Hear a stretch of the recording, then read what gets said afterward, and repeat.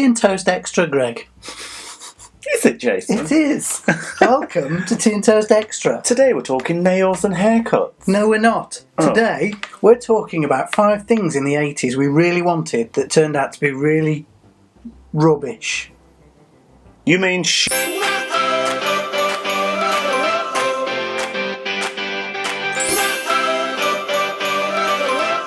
you remember when you were a kid, Greg? I mean, it was quite a long time ago now, but...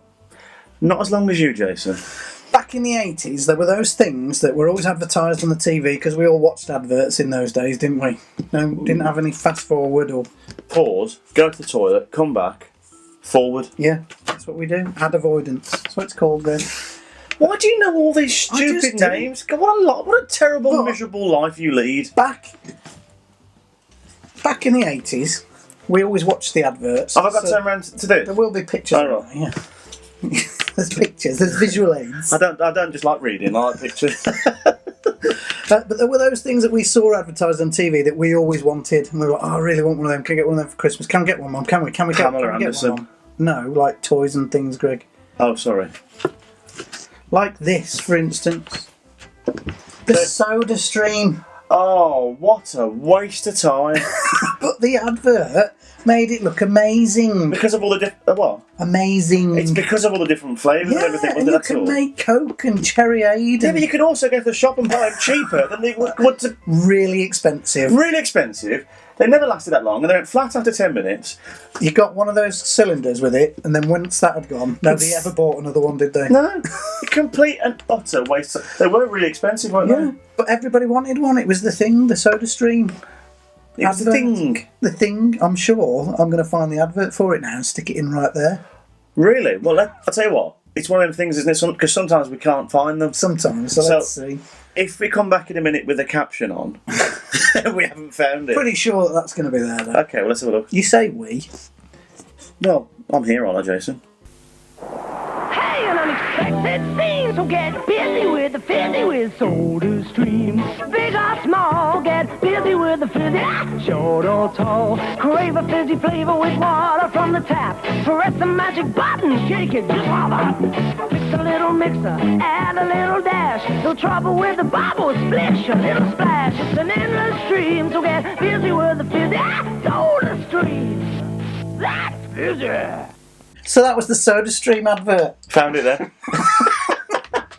Next up, Greg, on our... It's so well edited, this programme, isn't it? On our list of things that we always wanted in the 80s but turned out to be really rubbish, the Rubiks Cube was massive in the 80s, wasn't it? Everybody wanted one. And it wasn't that expensive, so quite a few people got one, me included. And it came in the box and it was all done and all the right colours were the right way around and it looked amazing. So then you mixed it up and never ever again in the entire life of it in your house was it back to the way it should be. Was it? To be honest, I never had one. No, I didn't. It didn't interest me in the slightest. I have only just learnt to solve the Rubiks Cube.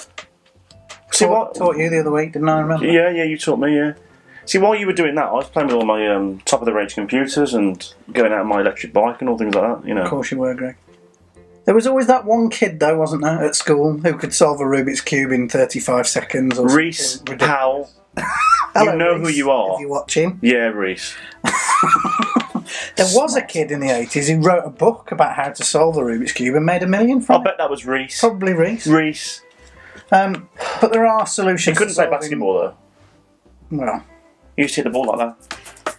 That's what he used to do. Alright, Reese, please don't sue. Do you think Reese watches this? Probably does.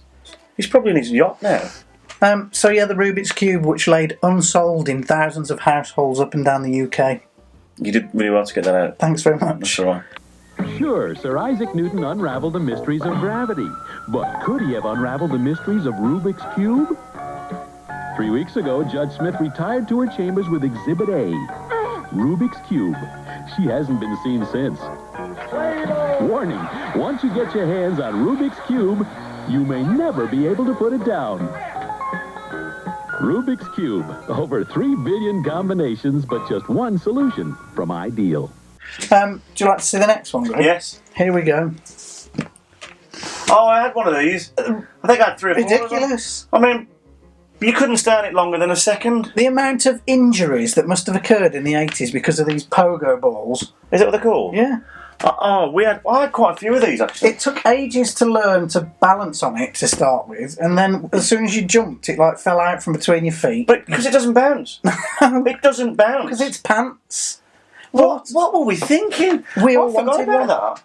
It doesn't bounce. You know, like an actual pogo stick. That bounces, doesn't it? This, once you bounce, you fall off. It's ridiculous, rubbish, and you used to have to do it on the grass because you didn't want to fall off on the pavement and hurt yourself, crack your head open. Oh, I still got a scar there from where I was gone. On the gravel where you go and you get the bits of concrete that go in your skin, and Right, Greg. enjoy your breakfast. So the pogo ball was another useless 80s invention that we all wanted. How many households had one of them stuck in the shed along with a space hopper? Space up, another complete waste of time. But that was more 70s than 80s, But wasn't that's a good one, that is, Jace. I'm very impressed with that one Thanks. because I wouldn't have remembered that one. Pogo ball is what they call it when you're hopping and bumping everywhere. Pogo ball is what they call it when you're rocking and rolling in the air. So get on the pogo and get off the wall. The pogo is the thing to do. Pogo is my favorite way to have a ball. And pogo is the thing for you. Pogo ball is what they call it. Pogo ball is what they call it. It's my favorite way to have a ball. it? Here's another one, Greg. Go on then. The evil Knievel stunt cycle. What's wrong? You have to wait for it to go. Now, we know. Oh, we've got this. Yeah, we have, and we did it on Retro Collectors the other week. This is one of those toys that I always... Well, I did have it when I was a kid, and I always wanted to get it back, and I wanted it and I wanted it. It was like a holy grail for me to find this toy again. Found it at the car boot. Got it out of the box. Had a go. It was absolutely... Yeah, you were very bored very quickly. You turn it and turn it and turn it and turn it and turn it, and then it goes and falls over every time. Yeah. That's it. Ridiculous. And I was so disappointed. So that's the thing that was around in the 70s and 80s that I was disappointed with now when I got it back. So is this just basically about you then, all this? Yeah, probably, yeah. Right. No, I'm sure that there are other people who share our frustrations, my frustrations. What a jump! Knievel's riding the amazing Star-Cycle. That gyro power sends him over 100 feet at top speed. Loop-de-loop! And he's not through yet! I've got one more, Greg. Have you, Jason? It's the ultimate. The ultimate letdown. Ultimate letdown. The one that everybody wanted and everybody hated when they got it. Drum roll, please. I bet you know what it is. You ready? Mr. Frosty. Oh my lord, I wanted one of these. Did you want one? What? It was ice And with a little bit of juice in. but we all wanted it. Oh, I mean, look at it. It's amazing. You have to admit, they sold it brilliantly. Oh, yeah. The adverts, which I'm sure you'll find and probably throw one in or something in a minute. And I'm not putting pressure on you to do Thanks that, very by the way. You know, I bet you're at home now while you're watching this, editing it, thinking, "Oh, Yes, I can't believe he's just said that." But the advert, I remember, it just sold it to me. And we all wanted one. I didn't get one when I was a kid, but I remember there were some kids who did get one. And consequently, as I got a bit older and always talked about wanting a Mr. Frosty when I was a kid, for one of my birthdays, my wife bought me one. Oh, It was rubbish. the worst present you've ever had. Yeah. So you never had any as a kid? I didn't have a Mr. Frosty as a I kid. think no. I had 4. It just didn't crush the ice. It, like, broke. It was... No, I'm right. I didn't have 4. Stupid. I had 6 because 5 broke. And then I had a 6th one Of course you did, Greg. bought for me. But it didn't even crush the ice. It was it was just horrendous. And my mum always used to tell me that you could get ill from it. That's why she never bought it me. I think she was just like making an excuse not to buy it. I think I had the next one up as well. Was it like the executive Mr. Frosty? I don't think that even exists. Oh, I Greg. think they actually made that just for me, maybe. Of course they did. Mr. Frosty is such fun. He makes drinks for everyone. Turn the handle to crunch the ice and squirt in a flavor. That's nice. Mr. Frosty from Play School. Riddle me this, Greg. Did you get the answer? Did I? No. Some people did. Some people were very accurate with the answers. Some people came up with some alternative answers that would have also have worked. But here's the riddle. Can I just say, the answer to this is ridiculous. Here's the riddle. Gordon is desperate to join the magic circle. but he knows that the devious Lord Slate, its president, has it in for him. He's told to attend a meeting of the inner circle where he'll be asked to draw one of 2 marbles from a bag. One of the marbles will be white, the other black. If Gordon draws the white marble, he can join. If he draws the black marble, he'll be excluded for life. The night before the meeting, Gordon hears from his spies in the circle that Lord Slate is going to switch the marbles at the last minute and make them both black. What should Gordon do to make sure he can join? Leave.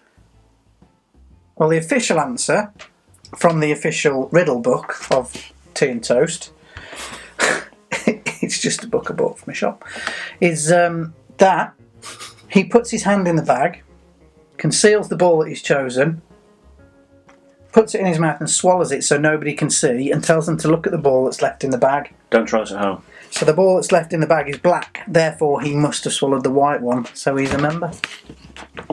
Quite honestly, the most ridiculous one we've ever done. Here's this week's riddle, Greg. Oh, good. It's called 4 pints. 4 what? 4 pints. Ooh.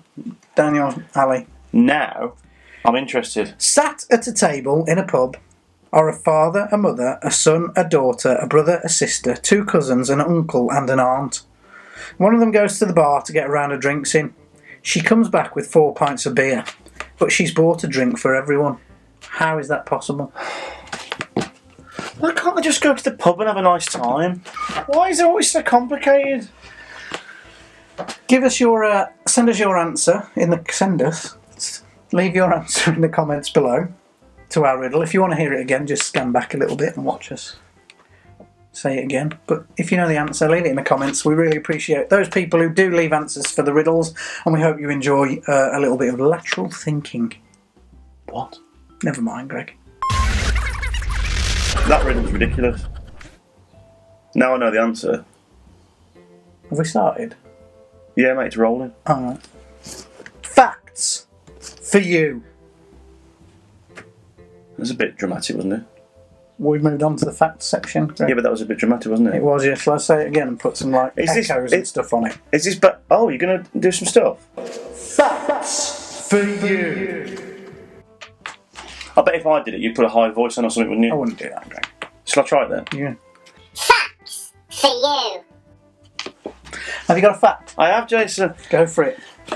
Do you know, Jason, people say bless you when you sneeze because when you sneeze, your heart apparently stops for a millisecond. So bless you. I don't believe that. It's on the internet. It's like the fact that says that when you can't sneeze with your eyes open because they'll pop out if you do. Well, Is that true? yeah. It's on the internet. But don't you think that's amazing? So when you sneeze, you're dead. What if it doesn't start again? Is that why people say bless you? I think I've died 3 times today. I've got a fact. Go on then. It's quite a long one, so I'm going to have to read it. Oh, you really? Yeah. When you can't make a decision because you overanalyse the pros and cons to the point that you're too overwhelmed to come to a rational conclusion and therefore fail to make any decision at all, you have analysis paralysis.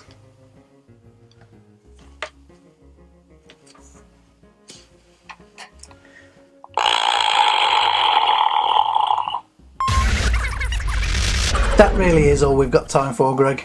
On today's Tea and Toast Extra on a Wednesday. Greg. Have a drink. We will be back on Friday with Weekly Scoop. Weekly Scoop.